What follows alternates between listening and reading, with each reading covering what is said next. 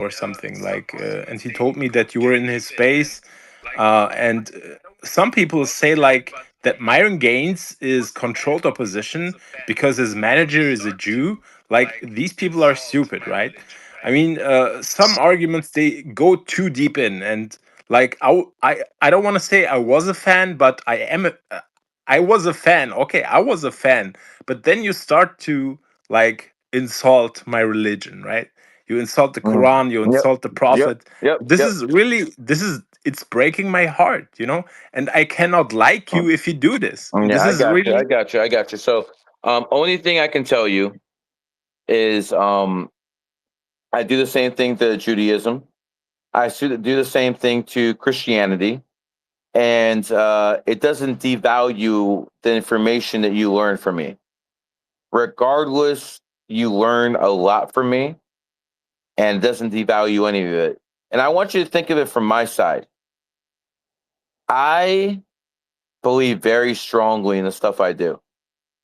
I also know that I'm the 99.9% of the reason numerology and astrology is talked about in all spaces. Doesn't matter what it is, Christian, Muslim, Jewish, homosexual, they all talk about numerology because I fucking put it on the map. And I believe I have what needs to be done to make America a superpower for the next 150 years. Because my bloodline is going to live in this country, I want to make sure they live in a country that is not just a second rate nation, but is a superpower. yeah. I don't want my kids living in a place where other people can invade and bomb the shit out of them.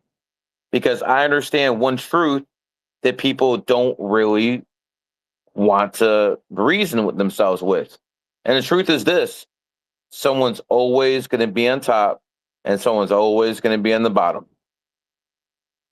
I like it Yeah, on top. you said, I you like it on said like, top. I hold on.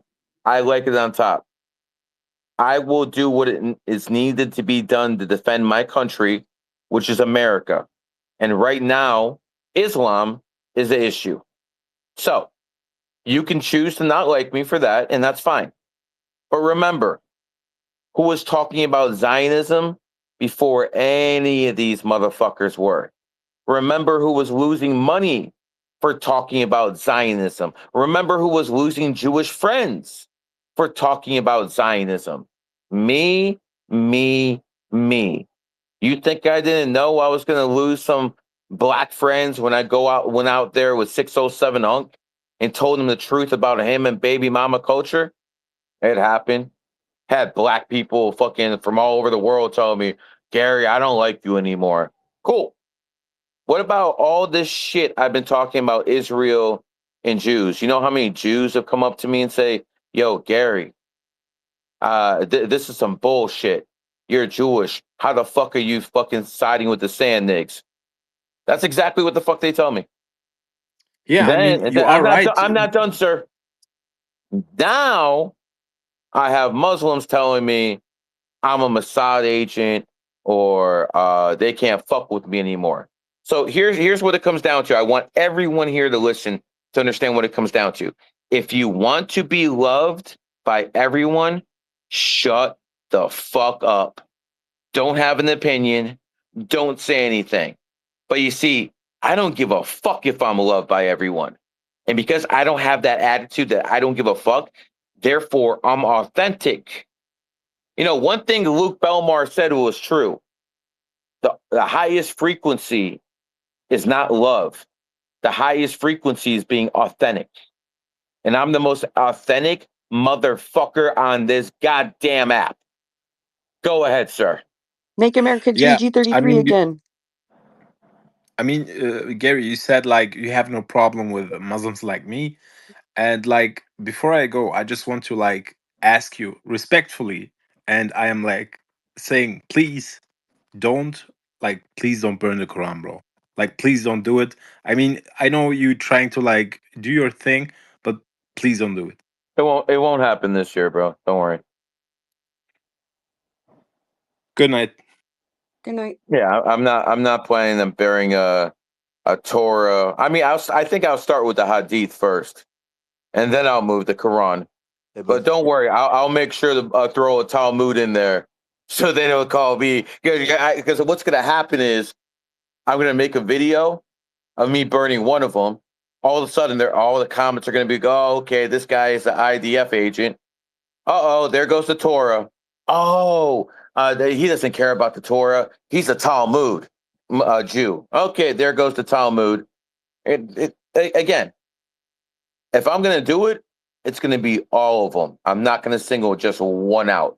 You know, the easiest one to do is a Christian Bible because you motherfuckers soft, you ain't going to do shit about it. Muslims might actually try to fucking put in some work about that shit. And trust me, when I do that, I will have a security team in place. No doubt about it, man. As a matter of fact, You should also. what's We should that? also play hide and seek. I hide and you seek professional help. Yeah, I don't really need to do that. I live in an area where to get to me right now, you gotta get past 3 levels of security. I mean, like mental help. Yeah, I get you, but this would be even right now, it is very, very difficult to get to me.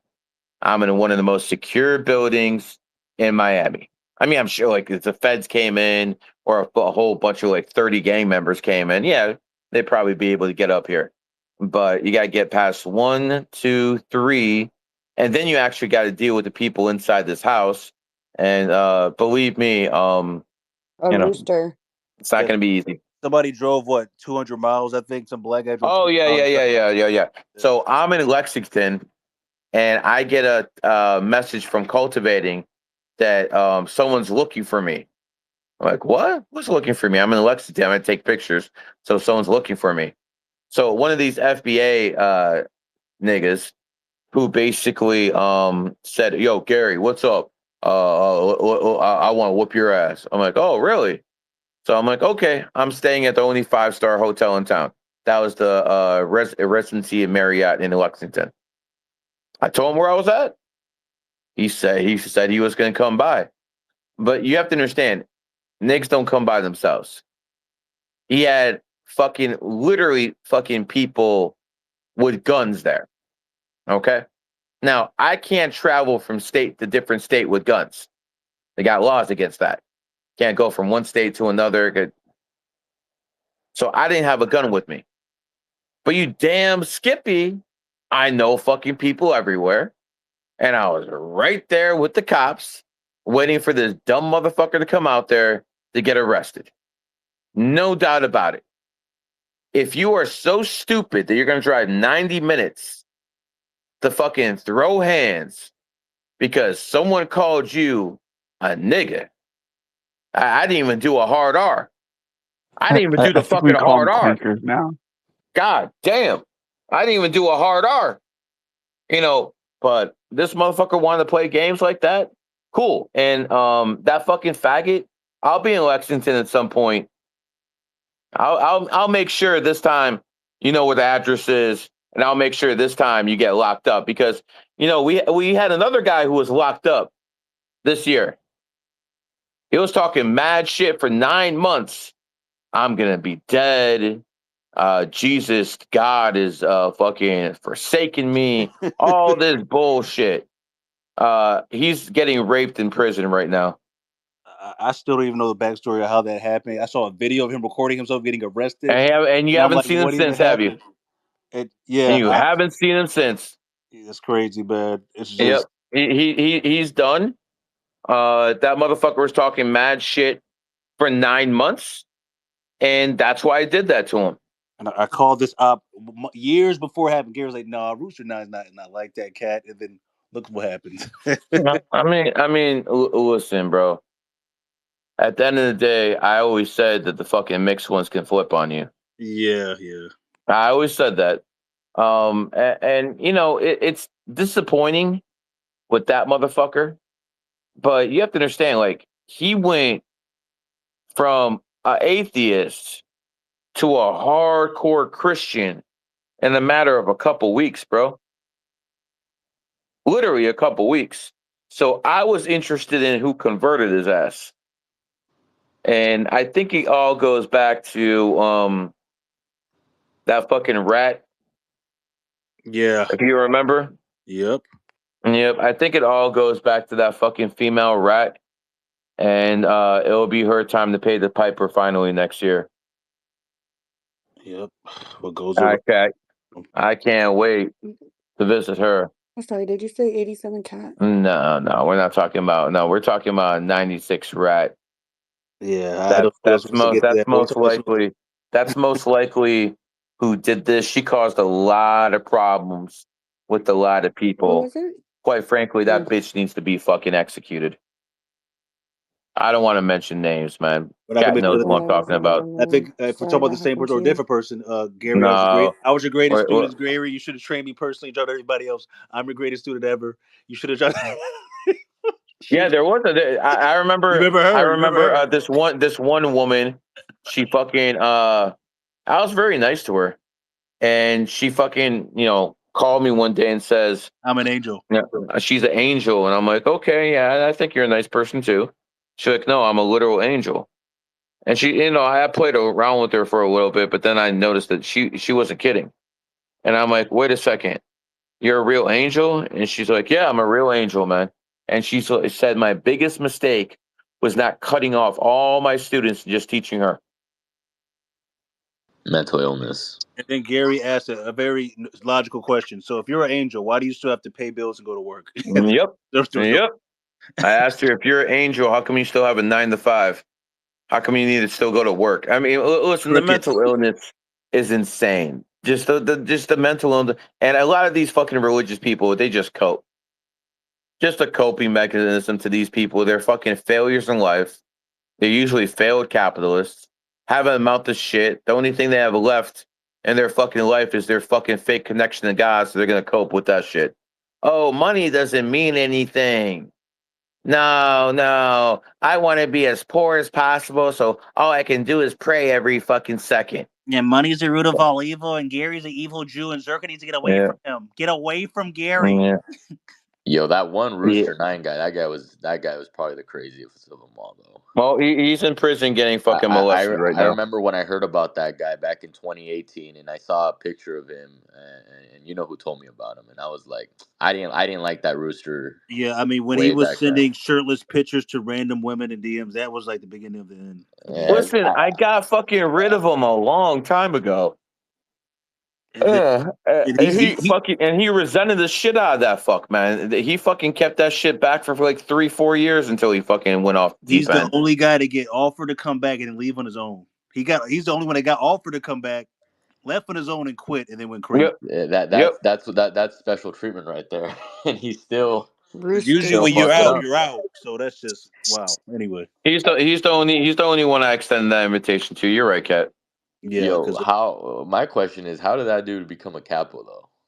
Yeah, that's a different story itself. Oh wait, was he? No, I don't think he was no, he ever never a capo. was. He never was. He was never Rooster a 9? capo. Never was capo ever. He was never a capo. And he blamed me for influencing Gary for him not ever being a capo. So he said I've gotten Yeah, Gary bro, dead. he was never a capo. I've never once said Gary. Eddie talked about this guy to Gary ever, but he said you influenced Gary. You made Gary make these decisions. I made him do that. I wish I could, but I didn't. Yeah. Gary makes his own decisions. No, I Clearly. didn't ever make him a capo. No. Really? I could goodness. have sworn That's he a was different. back in like That's a nightmare timeline. That didn't happen. No, bro, that never happened because I literally threw him out in 2020. I didn't really even like do that capo thing back then. That's a timeline shift right there. Yeah, that never happened, bro. Mandela effect. Me make him a capo? What the fuck, bro? I mean, I remember seeing his Aaron. weaponized psychology, and I was like, "What does a rooster know about psychology?" I'm like, "What the fuck?" I remember I talked to Gary about that same conversation, and Gary's like, "Just chill, dude. Just just chill. I got this taken care of. Don't worry about it." I did have the mentally ill fuck taken care of for about 3-4 years. Bro, he cracked. He literally cracked in his enemy ear, bro. I had him fucking chilling because I knew eventually this shit would happen. And you I call, just kicked the can down, bro. then that for personal year, you call that shit, I think, 5 months in advance, and then I'm locked up, they won't let me out. Done. I mean, I'm gonna be no, my 33rd I person actively this made that happen.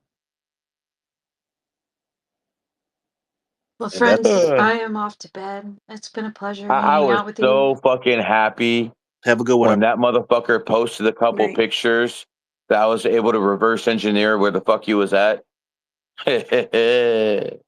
Motherfucker. He swore he was smarter than Gary. He was like, "Oh, yeah, I know more than Gary. I'm more advanced than Gary. Gary siphoning my energy. That's why I'm the smartest member there ever was. He siphons my energy to come up with this stuff." I'm like, "What? What?" Hey, the penguins are psyops. Real quick, Gary, do you check your DMs? I mean, there's so many of them. Okay, because I remember I owe you some info, and I needed to talk to you about something. I just wanted to know, like, if you're All actually checking them. But right, hold on. I'm gonna open your well, because I don't If you even ever get I half need, the didn't send DMs. it. Hold on, no, you don't I need to didn't send it resend to it. you yet, so It's Oh, okay, hold on. I'll say also, hi. message request. So yeah, there you go. I don't really check my cool. DMs too often. Quite frankly, like there's so many people who want something from me. It's like, what's the point? if you ever need like a Twitter assistant, like, I could help. There's like areas in your DMs you could like, it's, man, every day I learned something new. There's DMs on the left side, like you click on your profile, you see where it says profile, premium, chat, communities, bookmarks. There's a chat in there that's like encrypted. Yeah, I don't know how true that is, but that's where I have moved over like all my important, like where I don't want to miss some DMs, I but then also literally you get can pin them too. about 300 Twitter, IG, WhatsApp, maybe up to 350 to 400 some days messages a day. If you get a response from me, congratulations, man. I'm not going through my fucking 400 fucking messages every day to fucking send people responses. You got me fucking fucked up. So, yeah, I'll try to respond. If I see it, some people get lucky. I'm sorry. I haven't cloned me yet. There's only one of me. yeah. You can request to like in your settings to only have like people that you follow back that can actually follow you. I mean, that can only send you DMs. I had a guy who's been trying to join gold for the past like 3 days and like give me 28K. I still No. haven't called him back. That's like how little I even fucking care at this point. It's Hey, give me a absolutely little insanity. sister. Absolutely insanity. I just don't care. I I mean, don't they even lost a lot fucking of care. credibility You know too. what the So best part is? Like, no matter who you are, within 10 to 15 years, everyone's gonna realize I'm probably the most powerful person they ever fucking met, or ever fucking listened to, or I've been in the spaces with. You have no idea what the fuck I'm gonna do in the fucking future. I only did this fucking influencer shit so I can get some name recognition. I fucking hate most of these fucking faggots in fucking Miami who are influencers. They're oh my fucking god, that's so faggots. true. That's so They're true. all faggots. I can count my fucking friends here in Miami on one fucking hand. One fucking hand. Everyone else in this fucking city, oh, I got a Lambo, I got a Ferrari. You're a fucking faggot sucking dick. Yeah. In this city? You mean in this industry? Yes, Like disgusting. they're they're they're snakes, Do you want not to know why? Do you want to know one of the reasons why I'm not more popular? but you got banned everywhere too. That too, but I don't platform homosexuals. Right. Do you Yeah, remember that narrows down the list. I did one stream with Aiden. He won't ever do another one with me. I did one stream Wow. with Aiden. I fucking checked him on fucking promoting homosexuality to the youth. That's why I spent my one time not promoting numerology, not going out there and fucking trying to get more followers and clout.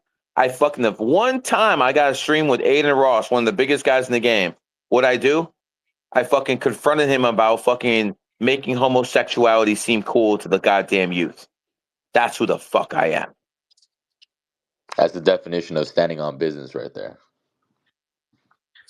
Yeah, like that's the thing about Gary is that like first you're consistent, I respect that, and second is you never wonder if something you did something wrong. Don't ask, he'll tell you, and you can't ever call him a liar because he will never lie to you. Like I have way more respect for that than someone who actually doesn't have the balls to tell you to your face and just cuts you off. Like it's just more simple to work with somebody just to say tell you like it is. Like time is money. Like I don't fuck with faggots. I'm sorry. Well, I don't fuck with faggots. That's why a lot of these people, Action Man, begging me for a fucking stream. Nope. Yo, Nope. I remember you called him out. You asked him in his face if he was a faggot. If he was Yeah, a I asked him to his homosexual. face, "Are you a Right. homosexual?" He said no. I said, "Are you sure?" He said, "Yeah." I left. Nah, man. Right away, you can tell, dude. His reaction, the way he replied, I was like, oh yeah, that guy's a faggot for sure. Mhm. So again, So where would you draw the line at promoting homosexuality? If it's like a debate, you debate somebody. Let's just say, where do you draw well, the line I at like haven't on debate. I platforming haven't and be debated Destiny. I haven't debated any of that right? shit. I mean, um, Nick Fuentes was probably the only exception, maybe. I mean, Nick Fuentes. Nick Well, he's Fuentes not is openly. definitely a homosexual. He's a FBI asset. There's a lot of shit Nick Fuentes is.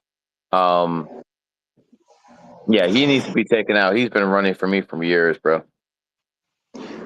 Hey guys, did you see where that black guy?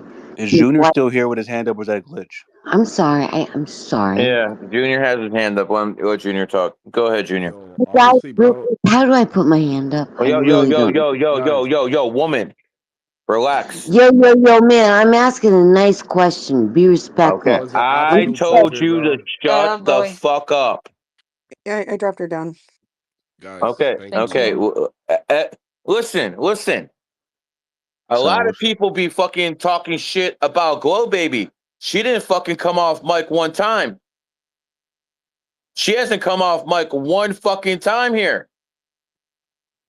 Josie hasn't come off mic. She waited. Don't come in here as a woman and start fucking yelling and screaming. No. We don't have that. I don't tolerate that shit. All right? Junior, go ahead. Thank you, Gary. Honestly, bro, it's fuck Israel till the day I die. Free America from Islam. I agree with you. There we go. Okay. I think we can agree to that now. But look, as long as you keep supporting us on taking back Jerusalem and winning against Israel, I support whoever's strong enough to take it. thank you, man. I'm I going to tell you really something. I'm going to tell you something, Junior. yes. If you take Jerusalem, I ain't going to be mad at you. Okay. I ain't going to be Fair. mad at you. I will ask you to wait until the Americans get the nuclear facility back under their control, so there's no fucking dead man switch there. I agree. I agree. I don't think you guys should Let leave any nuclear on. so my plan is this. Oh, okay, you want more weapons? Cool. We'll sell them to you. But you got to give up your nuclear facility. That's the deal I would make with them. I mean, And if you don't give us the weapons, then we're not gonna fucking give you. If we're not gonna, if you don't give us the nuclear facility, you're not gonna get any weapons, and we're still gonna take the nuclear facility. So, I mean, hopefully you guys do stop selling weapons. Junior, if I was in charge, I would literally send Delta Force to take the fucking nukes back. Well, I know, Gary. That's why I'm able to have a conversation with you because you're not a Zionist, right? And you're But not then someone who again, wants to see. I take them from Pakistan too.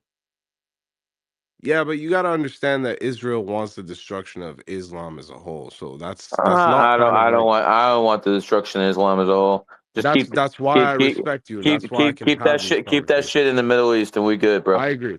I agree. Let's work towards that, bro. It was a great convo. Appreciate you for bringing me up here.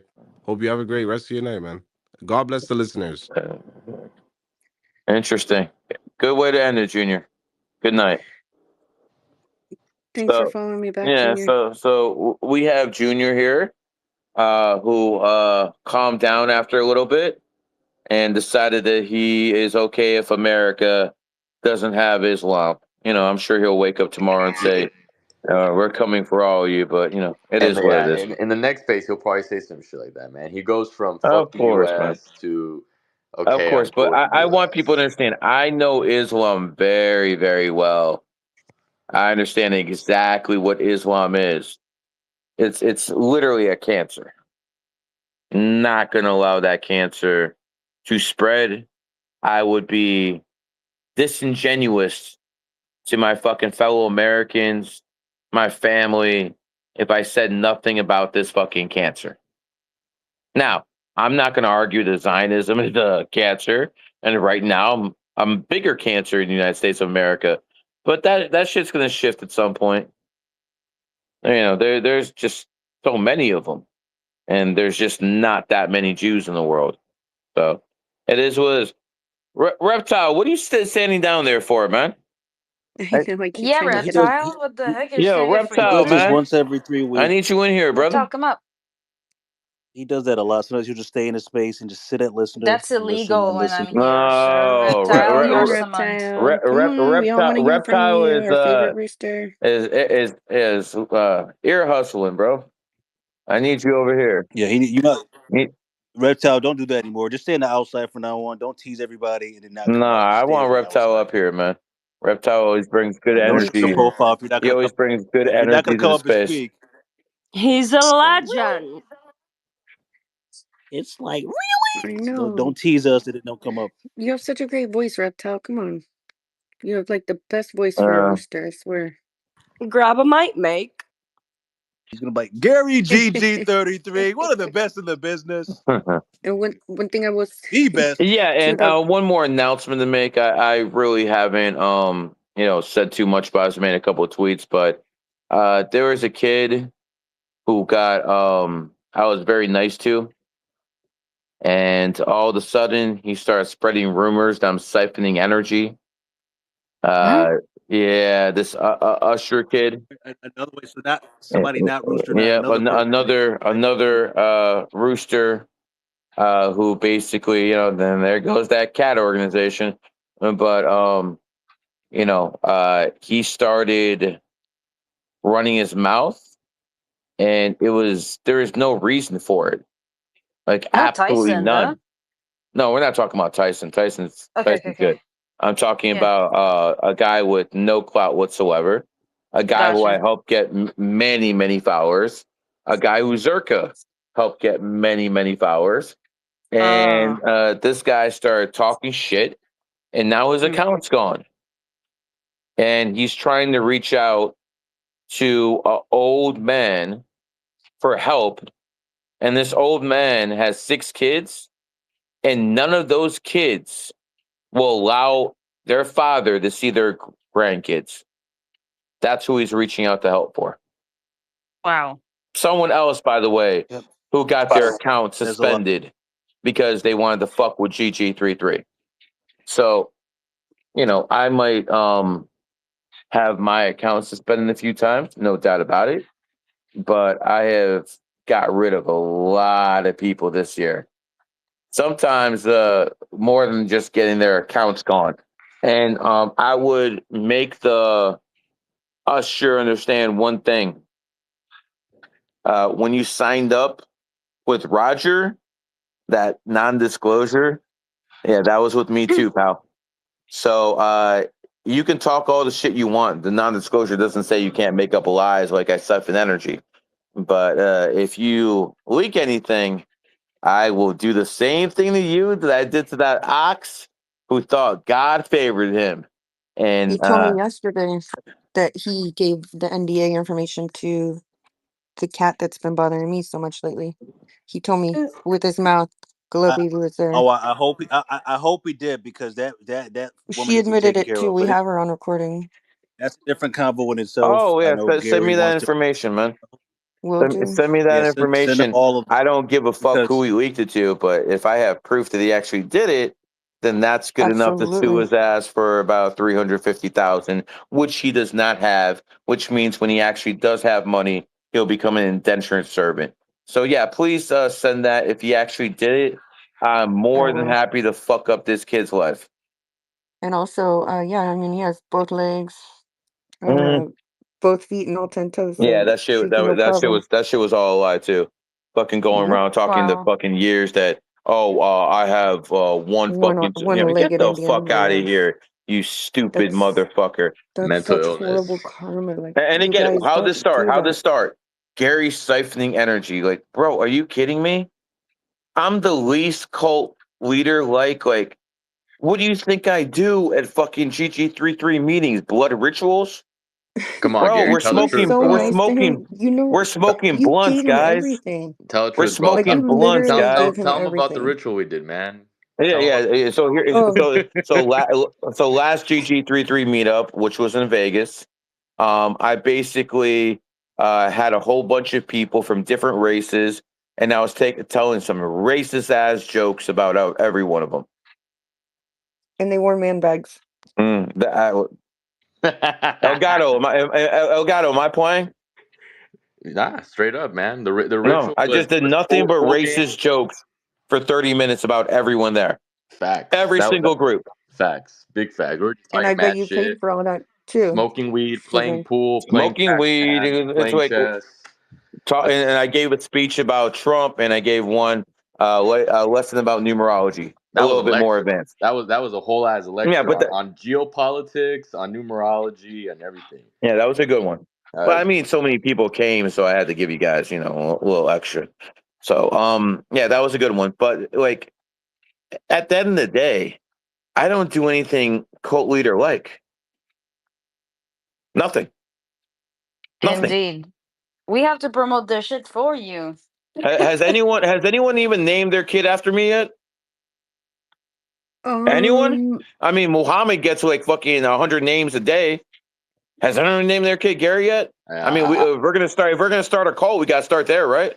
So I really am changing my son's I middle need some name. babies. I need some Garys, bro. Hey, Cat, get to work. I would name my future son Gary, but that's too much of a white name to name him, bro. I was just gonna say, This I nigga. got you. I'm Mexican, bro. I'm gonna name him Well, like Jose or some bullshit. well, I am middle naming my son for. Hey, Glow, you heard that? You heard what that man just said? I mean, Name we your gotta find a way to mix in my father with Gary for sure. So I need at least 10,000 kids named after me before I can officially, declare I'm a cult leader. So again, if you guys want to make me a cult leader, I need 10,000 kids in my name. I mean, Muhammad gets that shit in a fucking week. So, if you'll be my that son's shouldn't be that godfather, difficult. Hey Gary, I'll change his middle what I'll name to do. This is Gary what I'll in do. 2 hours. I'll hit up the hospitals and I'll go to where all the newborns are, and I'll just start paying off these parents. Hey, name your son Gary. Here's $100. I thought you were about to tell me you're going to impregnate a whole bunch of women. I mean that too, but Oh man, I was gonna be out here in these streets in the mic like, hey, so what's your name, girl? Hey, you're pretty cute. You're Mexican and you're also a cat. And, hey, I like your laugh. Hey, we're compatible. Gato, shout out to Gato doing his new content out in the streets and interviewing people. He's killing it you out here. guys, So I never thought. I haven't Even at posted home with anything the yet, man. squirrels I too. haven't posted anything yet, dude. I haven't even started my conquest. I never thought you would do that because remember, I was like, "Hey, would you ever be in a band?" You were like, "No," so I figured that No, was code for I'm never I've gonna been in bring a these band. public. I've done it before, but nah, man. I haven't even started my conquest, man. What I've posted on Twitter is just a sneak peek of what I'm gonna do, and no different than what Gary's doing, bro. I don't give a fuck about being an influencer. I don't give a fuck about Lambos. I don't care about none of this garbage, bro. It's vanity stuff. I look around and I see so many fucking problems, and no one has the fucking will to say fuck this, bro. Fuck this. But remember, you still got 8 energy, sir. So make sure you get a little bit of balance in Of there. course. I mean, Don't money's forget the cool. balance. Money's cool. What money can do is cool, but it's not everything. I Well, it's mean, when you not have it, it's everything. So. yeah. I mean, again, I don't give a fuck about being. Yeah, you know what I'm most proud of? It's not that I don't steal now. It's the fact that when I was broke as hell and I was like at my brokest and I fucking found a wallet, and in that wallet was enough money for me to fucking pay rent, and I didn't have the What? money.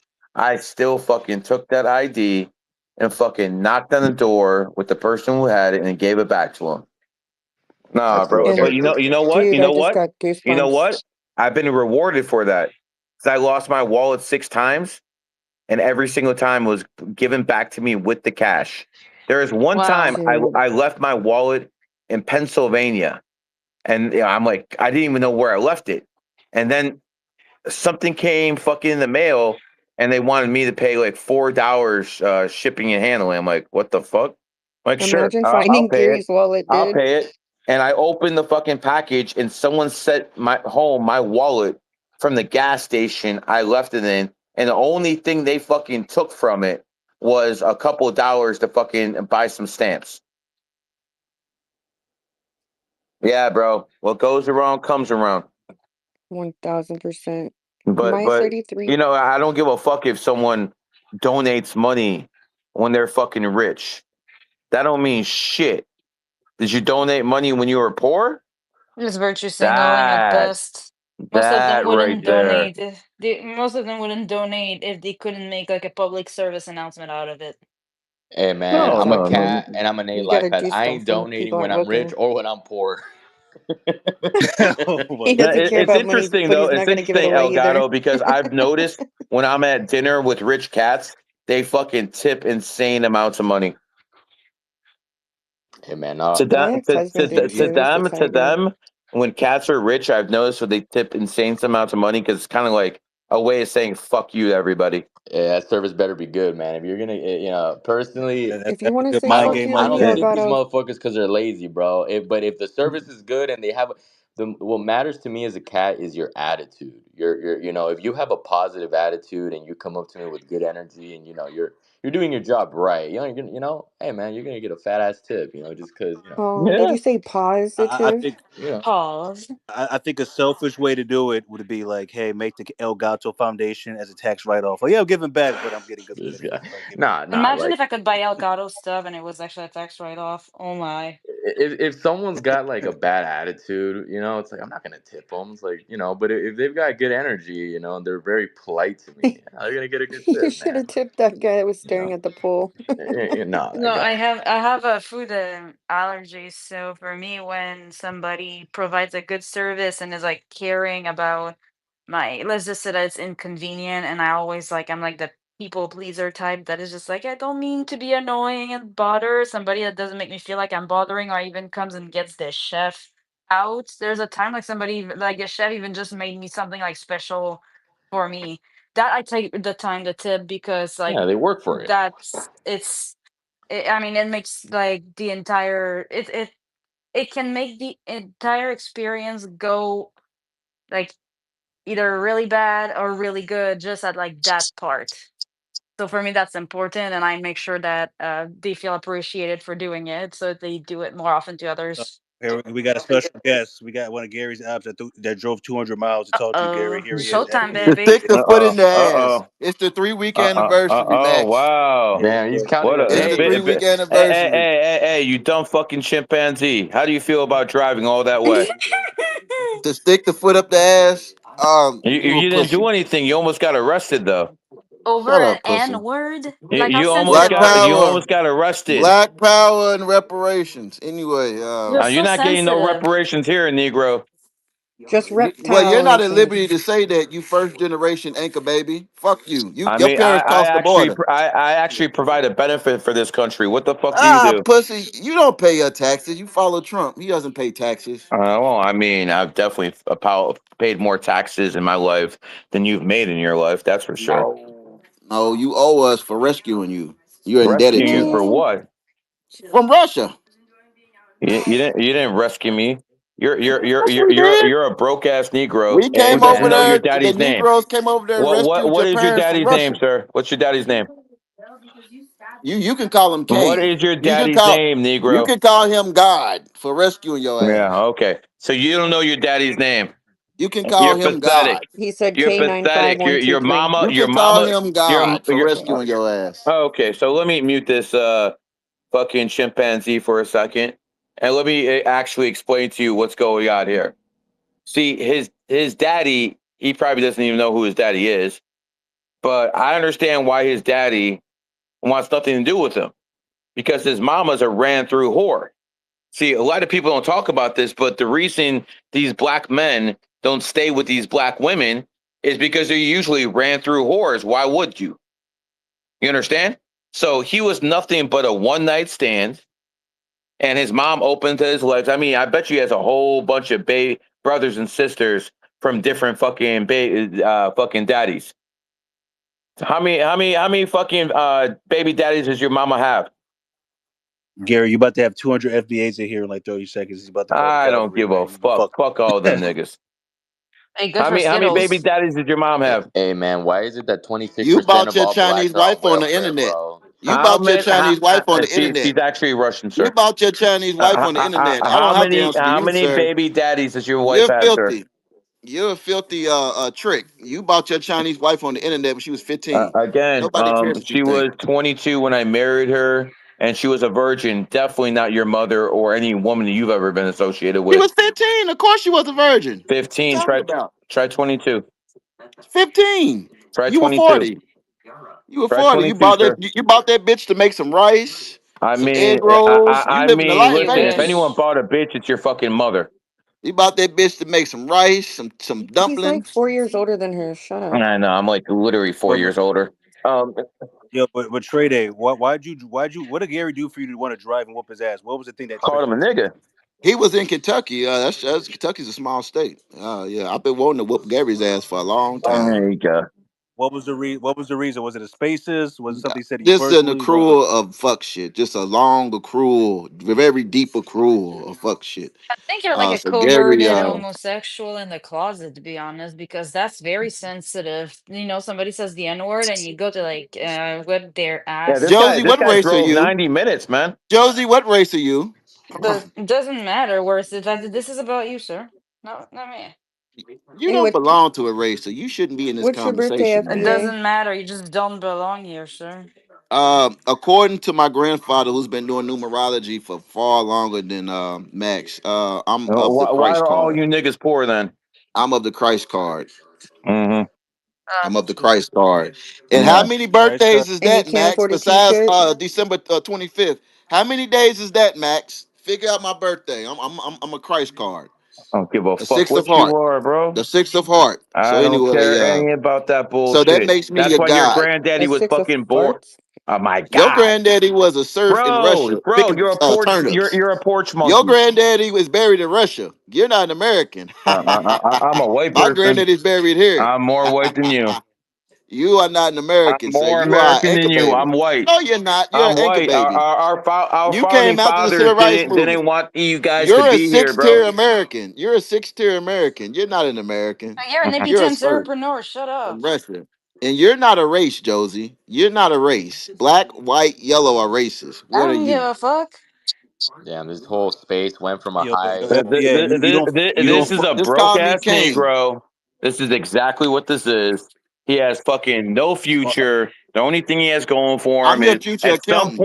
at some point, you're gonna end up in prison holding your ankles, and some bigger nigga than you is gonna end up fucking you. That's what's gonna That's some happen. That's gay your shit. future, and I don't Hey, even That's need some to know gay your birthday shit. to Did tell you you. read that in your cards, Max? Did you read Yo, that in your cards? No, Fuck you. I know what happens to Damn. bitch ass niggas Fuck like you, you. Max. crazy Hey, how an hey, FBA. by the way, if you would have been caught that day in Lexington, you would be in a jail cell right now getting your fucking wig split. By what? Or By maybe even who? like that chick that got In shot out Lexington? there, Yes, Who's in sir. Lexington? Lexington's a bunch of pussies. Yo, That crazy boy how an soft. FBA joined and including his you. whole conversation gets dumbed down. Just call me King. That's crazy, Why can't you bro. afford a T-shirt? I mean, the Cause FBA y'all is some like of to the see dumbest this. niggas on the planet. Yep. Cause y'all like to see no, this. but FBA, if you don't fuck Literally with as Gary, dumb as why? Somalians. No, but if he doesn't fuck with Gary, why come to his space He though loves and I say just Gary. hey? want to tell them, everybody, to drink Clorox tonight, in this space. The Uh, what? You no, Tall faggot. no, glass. no, no, no, no. All right. I need better quality haters. That guy's a faggot. Right? Can't even afford a T-shirt. But that's a tiring life where you think you whoop everybody's ass. Listen, Yes, listen, I'm a straight yes, fighter. especially You're not yours. whooping, Yes. you're not whooping everybody's What's your ass. It's not birthday though? happening. Just so we can do your I numerology. could That's a whoop small show yours. for like. No, probably Swear to not. God, on So my I'm thinking soul. about them Probably He not. reptilians. want his Probably soul. not. Because said you were a trained fighter. I don't believe Well, that that's shit anyway. whatever, buddy. You You can come find that with out on Yeah, your my own. whatever. ass so that Yeah. Gary gets to see you in Well, if you jail and have a good laugh anybody at that it. I'm drove in 90 Kentucky. minutes. I'm in Kentucky, homie. Dude, show him Get my the laptop I'm and all flag over the go, spirit world. Yeah, went you people. under. fucking faggot. Oh, If you got any Kentucky. friends People here, from hey, Kentucky. hey, hey, you got any friends here? Hey, hey, Tell them hey, holler hey, at hey, me. stay, wait, don't stutter. Wait. I want to mute the room. You're from Kentucky. Southerners aren't that smart. So even if you are a trained fighter, you're not a smart fighter. So saying you're gonna run around whoop everybody's ass, that's not true. Okay, especially if you get jumped. So I know you think you whoop everybody's ass. That's not how it works. Yeah, All right, you're not gonna whoop my He ass. That's not came with happening. 5 people that day. Yeah, he can't. He didn't He get to came come with by 5 himself. people So we that don't. I day. don't believe anything you So say. He didn't need to let come me by make himself. this clear. And Okay. then when you shoot your gun, The, you probably the, shoot it the, the, sideways. I shoot mine straight. I know how this to is use my why shit. we have nigga fatigue in this country. Because Your jaw It's sound not like it's even black. sideways when you. we have a It's literal bitch ass nigga in here who came into ER fatigue. space and he's talking about let's fight. Do you understand the mentality here? We have a dumb ghetto ass nigga coming into space talking about let's fight. Me, And it makes Cat. all of us look Do you bad. understand why we And have it, nigga fatigue in this fucking world? yeah, it's ER Yeah, no fatigue, doubt, hard no ER doubt. fatigue. It's It's not a even black hard fatigue. R, bro. Bro, I swear to if I wasn't running for And I'm guilty by association. Cat, if I wasn't gonna run for politics in the future, I'd be hard R'ing this shit so fucking much. I'm real sick and tired of these motherfuckers, bro. I Hey, really listen, fucking I'm the am, same bro. color, and I'm tired of it. But I'm guilty by association, thinking I all of us know are it's like fucked that. up. We're all low IQ. Hey man, drink my purple drink, man. Yo, what's good, man? I whoop everybody ass, man. Hey, yo, when my mixtape coming up, dude, we're not the same. I'm on that Myron tier. I'm on that same shit with Myron. I'm on that exact same shit. This is why Myron hates these Call me niggas. a coon, call me a sellout, call me whatever you want. No, Hey, you I going for remember Trump, man? I You was in Phoenix with Myron just walking the streets and he's like, this place is amazing. I'm like, why? He's like, there's no niggas here. like, oh, you a sellout. You hate. How do I hate myself because I hate you? No, I hate you. Doesn't mean I hate myself. I fucking hate you. I hate ignorance. It's I the hate fucking crabs in the crime. I hate bucket the fact you can't mentality, shoot. I Cat. hate the fact crabs in the bucket. And you living in your own neighborhood, they want to bring you down. The minute you go up, it's like paid in full. Your own man's to be the one that kills you. So I feel more safer when there's less people that like me around because I know I'm going to get betrayed eventually. Everybody that betrayed me, most of them have been the same color as me. So I don't want to hear this white man is evil, this Jewish man is evil. I have more blacks betray me than some white or some fucking Jew. Gary, who I know personally, who's a Jew, has looked out for me more times than I could fucking count. So I don't want to hear that, oh, every Jew and every white man is evil. Miss me with that fucking shit. And when you see these low IQ nogs that think they can whoop everybody's fucking ass, that's the person that goes to jail. Backstabbers come in all shapes and But forms anyway, and ethnicities, unfortunately. and what's scarier than showing your abs in the picture? What's scarier than that? Like, come on now. And Anyway, Andrew Wilson just had his fucking exposed because he has a homosexual fucking personal trainer Yeah, I need to talk to you who was about that discovered on too. OnlyFans. Discovered on and I know OnlyFans, Gary took bro. that information. You mean I know OnlyFags? Gary was laughing at that I information. told that nigga that fucking what was gonna happen to him this year, and now everyone's exposing his ass, bro. Everybody, bro. That's what happens He's in the one of those enemy people years, you maybe with fucking big birth. swine. And by the way, listen, Rachel fucking Rachel the whore that's married to Andrew Wilson is got to be the most disgusting creature I've ever seen, bro. She's literally trying to fucking pimp out her 14-year-old fucking kid. To I I think didn't that know was that. a to That's to crazy. joke. groypers, to groypers. That's sick. I thought she was being like a pseudo Nah, intellectual with she's a just another platform. whore, bro. I thought they were All right. Well, trolling. Andrew, this enemy year is very interesting for Andrew Wilson. So Fuck Andrew uh, Wilson, bitch ass nigga. I wonder if he can open up a can of pickles at this point. I wonder if we can see Hmm whatever happens. I told him what would happen, and I remember after that when I made that fucking debate with him, I just wanted to sling him through the mud. Fucking, I exposed the fact that his wife was a fucking whore. And that fucking destroyed his credibility. And everything that's happening to him right now is a direct result of that fucking podcast. I fucking told you, you bitch ass nigga. talking about Gary, but those are ad hominem attacks. What about the actual subject matter? Like, you're not a good debater if you have to do ad hominem attacks. A guy was in here just said I'm like one of the few people who debate an unwinnable situation and win.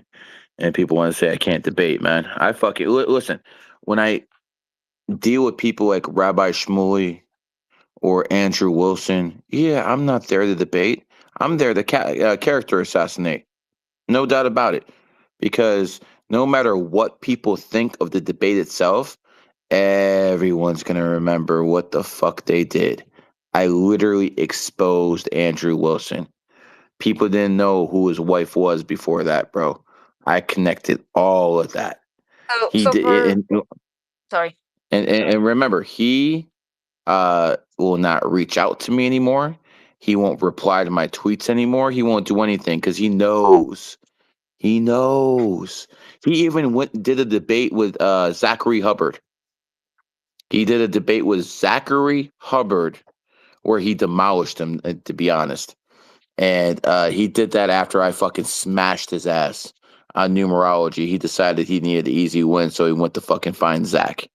Fucking faggot.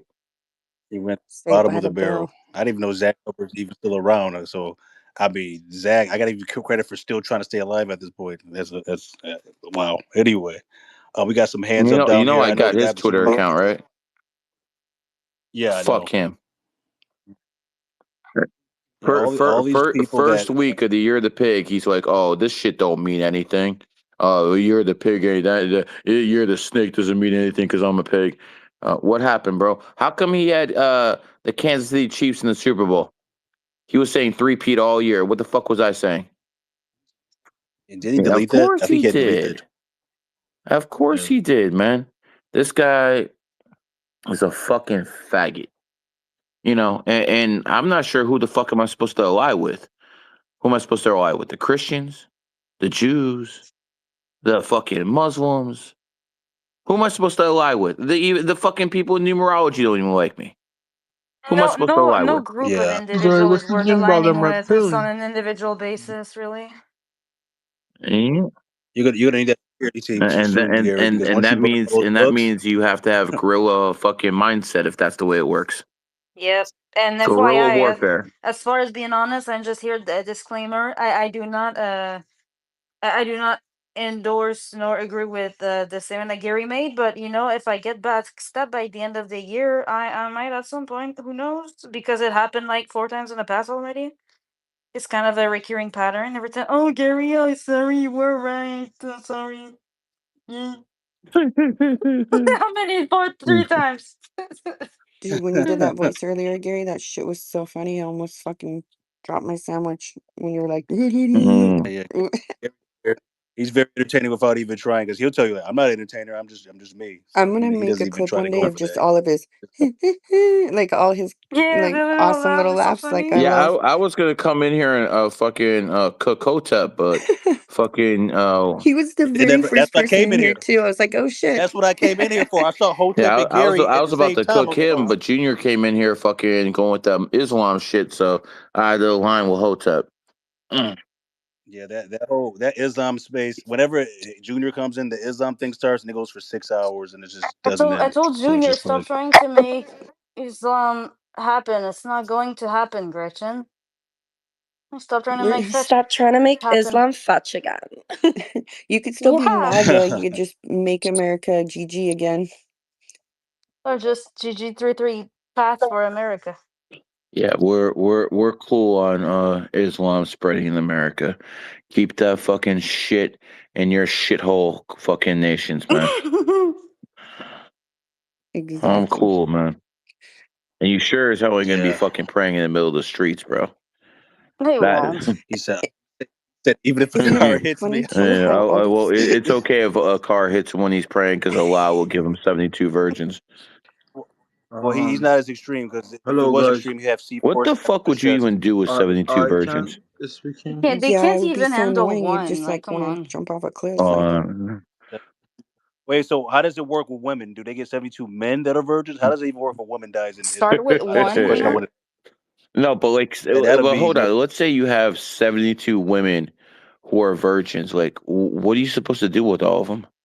I could think of 72. I can think of 72 different things Yeah, to make but them Cat, do. you know damn well that's degenerate as hell. Yep.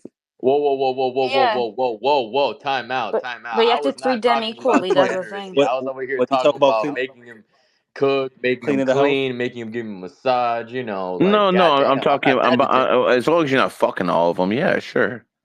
No, but I can think of 70. Yeah, because usually when you say virgins, it's implied that hey, that's the reason why they wanted it 72 Yeah, virgins to begin with. listen. You ever have like 5 people give you a massage at one time? Nope, Shit's not nice. yet. Let's hear about it. Go I on. need that though, man. I got my muscles are all tense. I need a deep tissue massage. Because So I when you think the get a most massage with one or 2 two. hands, if it was a real good one, that feels good. But you got like 10 hands working on you, bro. That shit's nice. Dude, where did you get that? I I don't want like one of being those. Oh, touched. I love massages. And if you go to LA, Mm. you can get the 1 hour for $20, dude. It's so And I worth don't it. think I want to go to a What is massage parlor for $20 an hour. It That I might be a swear to God, little. I've been to so many of It them. might I be a know they're doing bit. something probably illegal, but I never Uh, see any of that and they're happening. probably looking for a happy ending tip. Yeah, but no, you're in a room yeah, with a bunch of other people. love you long time. Long as Then the they have checkbook's private open. rooms, and that's the area I've never I gone went to. to get a massage with one of my dudes, and the first thing I did was I'm like, no, I need to know their birthdays. So there was one bitch, and she was 95. I'm like, nope. Next one, nope. And the third one was born on the 28th. I'm like, oh, 97? Yeah, I could do that. That's fine, man. 28 did this thing, and I think I did pretty well in the casino that night. I think I did about 22, 23 racks. So, That's way better to rub up against you than some fucking swine. oh Rub up hell no, against I'm you. not gonna have, bro. In 2000, I think it was 10. Um, some fucking cat cut my girl's hair, and there was an accident not too far afterwards. Oh yeah, she's a rooster. Yeah, Yep. What every time, that's bro. why that's why I do not get massages or I haven't cut my hair in a cool minute because No, you get asked their that Ask those birthdays, bro, and birthdays. then fucking demand ID. man, I'm too damn lazy to go to all these different places asking for birthdays, man. It's just too much work. Well, if you're already there, Just it's not that much work. just Gary, is there a way that like enemy signs could like find a common ground or somehow like collaborate Yeah, sure. together? Yeah, Yeah, sure. Of but course. like what? How would you like navigate that? I mean, listen, I don't have as many issues with any ME signs because I'm a 33. But when numerology supersedes, so if the numbers are okay, it supersedes that. I mean, the guy I travel around the country and smoke weed with is a pig. Right. That's true, by the way. He's not lying. That's true. And the, But this numerology and the out here though numerology too. fucking supersedes. I'm good. what any advice for my 33 personal year coming up? I mean, probably get as active in social media as possible or try to influence a different way. Make content. I'm gonna have to move to Vegas, aren't I? All right. We got some hands up here. The guy with the Superman picture, 2W's, had his hand up for at least 15 minutes. But go ahead, 2W. I know you've been waiting a long time. Plus, he likes Hey, Superman. thanks. I appreciate that. I've had my hand up for about an hour and a half. Just kind of waiting and listening to people talking about jerking off and people fighting people and driving Who was across talking about states jerking and off? maybe Yeah, I missed that part. I'm sorry, something ankles up in the Eh, air and people fighting. I don't know, some Well, kind of stuff. I said that someone would hold their ankles in prison, but that has nothing to do with jerking off. Okay, I don't I think his You mind went know. somewhere else. you sure Okay. that's not that porn video you're watching while Yeah, you're listening to this? yeah. Close that browser tab you No, got man, open. it's Or it's what are you it's saying? it's literally like I don't know. Can I get like 2 seconds to be a little bit like cranky about waiting for an hour and a half? Like after being really patient, like do I gotta give it to No. some jumping down my Listen, bro, you're up asshole? here, and this is what you got. No, man, I got lots, man. I just wanted to get to All my right, shit. I wasn't okay, even gonna Bro, focus on this. start. all right, let's get the women's shit out the way. Let's go. What do you got? What's your birthday, sir? All right. Okay. Let me try this. Did you see Superman 2025? What do you think of that movie? Hi, Indeed Superman 2025. Birthday is June 8th, 1989. I hopped onto this because I thought we were talking about Islam. Nice. I wanted to bring up a bit of attention to the fact that, like, we can't be allowing this kind of shit to be invading our country. We can't be allowing this Yeah, we shit to know that, be man. invading Europe. We know that. Europe, yeah, okay. We've been over Europe's this. lost, bro. All right, man. You're a Europe's snake, though. lost. Well, I What? didn't drop. He dropping stuff, but Skittles dropping. What He is He that, dropped bro? this one. I did not drop him. This 5 life pad Gemini snake has been waiting for 90 minutes, and as soon as we gave him some pushback, he ran off. Yeah. Man, Same with the people are FBI fucking guy. crazy, bro. That's Why would whole you entire stay Now on he hopped hold off. for 90 minutes just to fucking and then just nigga? Is you insane? any type of pushbacks. Hey, yeah, you got it, guys. Bye. Well, he's a fly. He had to And by the fly. way, what space are you listening to? What do you think? I'm fucking promoting Islam in this space? I just came to say, Gary, I agree with you, and it should be eradicated. And I waited an hour to say that. Well, Hey, I have you don't think it guys? should be They were Have you probably eradicated. guys just noticed that the performing. They dude wanted their clip. I don't want it to be eradicated. I just want it kept in the Middle East. Hey, Gary, have you noticed that the dude from Venezuela, he's starting a panic with the Navy closing in? He's starting to sound like Saddam Hussein. He's starting a Yeah, panic, bro. I hope they he's gonna be the new publicly one. execute Maduro. Fucking faggot. He's out here. He's just asking for respect now. This dude's starting a panic. Respect. You'll Yeah. get respect at the end of a fucking barrel, bro.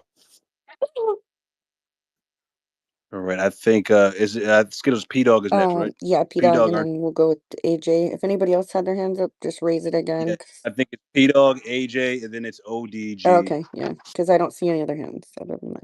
And that one other guy, I don't know if you check your DMs. He check your Okay. DMs, Skittles. But go ahead, P Dog. Go ahead. Oh yeah. Yo, what's up? I just wanted to know, Gary, do you have any advice for the upcoming eclipse or anything you're doing or not doing in particular?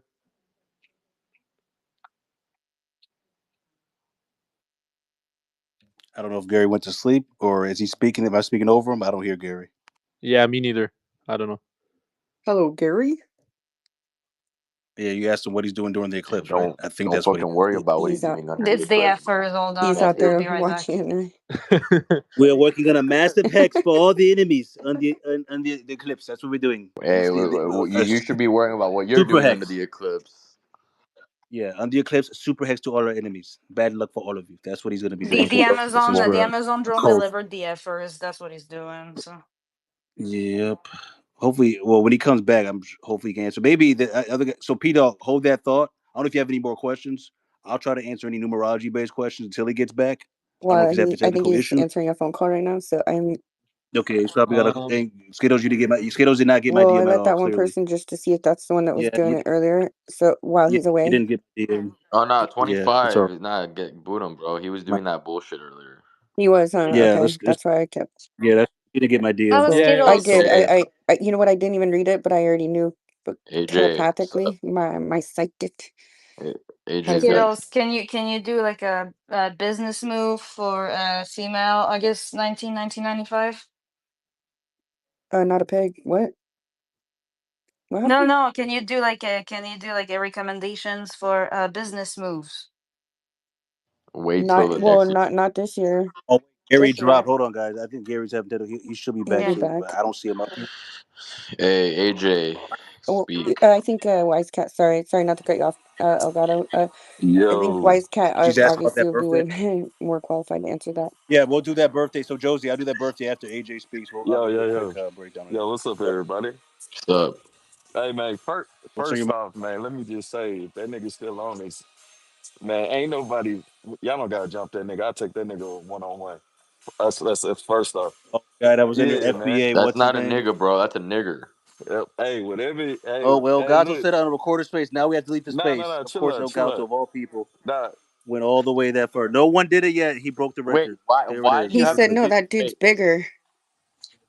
I Yeah, heard yeah. bigger. Oh I yeah, heard that's what he bigger. said. I You're heard right. bigger. You're he's a right. bigger, yeah, Because man. Yeah. his shirt was off and Why stuff. does why does his face have to get deleted though? It was because usually when people report the fuck out of it, she'll lose her spaces Oh privileges shit, my bad. just Let's because you change. said that in Let's this I change the space. said subject. bigger. Go. Did it? What are you talking about? Yeah. And Elgato, just like me, has allegations from back in the past from saying that type of stuff. And me going the other way too. Me, Elgato are similar when it comes to the allegations of Hey racism. man, I'm an equal Damn. opportunist. Equal opportunity It's races, like, man. but I'm actually the color, so of course you'll get more heat than I do. He I guess said I'm depending the on what it color. is. But Hmm. AJ, go ahead. Yeah, Let AJ finish yeah. what he had to say. That's first thing. Second thing, man. Look, check this out. If y'all dealing with black people and they just on, like that black power bullshit, yeah, it's cool. Anybody can have black power, white power, Latino power. I don't give a fuck We just about call that. it You feel me? power, or does it have to be like a race shit? But Like it's look, annoying. check this. Nah, nah, It nah, just nah, nah, sounds nah. cooler. Nah, it sounds cool. Well, Nah, it let Look, him you let doesn't. him know. Sounds finish. poorer. But look, check Well, this. let him finish though. Sorry. Check this. So if anybody ever brings it up that's a black skin, ask them this simple question. Be like, okay, who's How come you're broke? who's Yabaku? They're gonna be like, oh, Yabaku, yeah, he created white people. I'm just using the knowledge. If they say, okay, Yabaku created white people, okay, was Yabaku black? They're gonna be like, yeah, Yo, Yabaku was black. So how you who gonna the call a fuck is white? Yabacook, bro? That How you sounds like gonna an call it? anime character. I think he's talking about that guy they believe But Yaku, look, the big yeah, black-headed hell scientist that yeah, created white people through skin grafting. That's what he's yeah, referring hell to. yeah, Not Who hell everybody. was yeah, Jar my Jar boy. Binks? Who created But him? look, check this. George But look, Lucas. if they say that shit, No, wait, if they say that shit, you feel He me? was You a could Jew. just be like, reverse that bitch and be like, hey, didn't the black dude create the devil that you He calling white still is. people I'm pretty is? sure. You get what I'm saying? And like, just switch it up like that. And that's what I'm just saying. Like on the bullshit, we can go at it. Like, but I think with a lot of these FBAs, they think everybody that disagrees with them is racist. No, we just hate ignorance and we hate fucking criminality, and they always put it on a race thing, and it has man, nothing to do we with that. live in a weak ass society now, man. Niggas is suing because they weak, And, bro. That's what I'm saying. yeah, and to be honest, there's ERs across every race that make it worse for everybody else Facts. because I have to suffer the consequences of being guilty by association because we're the same fucking color. Because you're doing that Yeah. now. When they look at TV, they think, oh, if I see one, I gotta be on the edge. Like, hey, I know not every snake is poisonous, but you're a snake too, so you gotta stay the fuck away from me. And I get it because I have the same You mindset. said Fuck if If I I yeah. see see somebody one. that looks like me, yo, listen, if this guy gonna rob me, are we gonna have problems? I stepped in his Jordans. Do I have to kill him? What's gonna happen? Is he jealous of me because I'm shining more than he Yeah. is? You gotta watch Yeah, your you just Hey, got mouth. to be real, careful real, with the real ones wearing shit. the black Air Force Ones, bro. Those are the Nah, nah, ones you nah. got to You worry better you about. better watch out for the skin, man. You just see the hate in their eyes, bro. Like I ain't gonna lie, there's more black on black crime than people talk about, bro. We deal with this shit Nobody wants to on talk the about that. daily, bro. But it's the white man. He out to get Nah, us, man. man. Even though the white man Nah, don't be in nah, your nah, hood, the white man's killing everybody else, How nah, man. But more come blacks kill nah. blacks than whites I've do. never Black seen one man, wearing like a Metallica shirt or like an Aussie shirt? Like, man, I we got like that you shit on guys' right this now. music. Oh, Metallica really? fans are not violent Yeah, Do you criminals. really? Well, yeah, I unless they're do. drunk.